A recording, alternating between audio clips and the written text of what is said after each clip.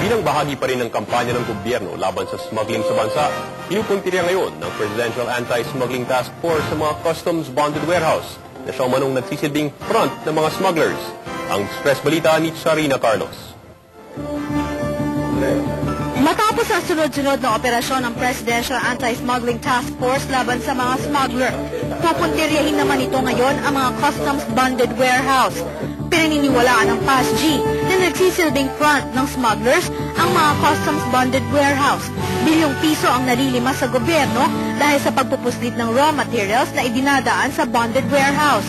Sa bonded warehouse, inilalagak ang mga imported raw material na siyang ginagamit para sa mga goods na pinoproseso sa loob ng bansa at kalaunay inilalabas ng Pilipinas.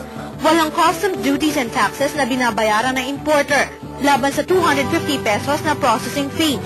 Pero ayon kay PASG Chief Undersecretary Antonio Villar Jr., nagaganap ang smuggling kapag inilabas na sa lokal na merkado ang mga raw materials na ito.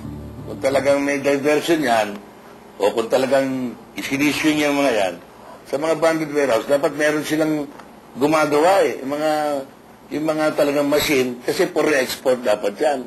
Kung walang gumagawa nun, ibig sabihin po niyan, nilalabas yan.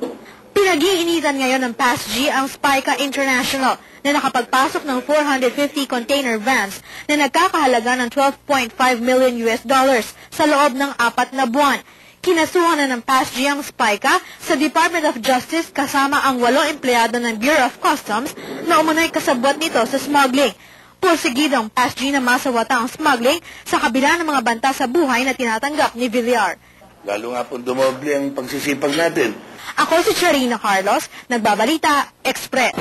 At yan po mga pinakauling balita na nakalap na IBC News and Public Affairs. Ako po si Precious Hipolito Castello. Sa ngalan ni Ali Atienza, ako po si Toh Prada. Bukas pong muli, dito lang sa IBC Express Balita. Magandang gabi.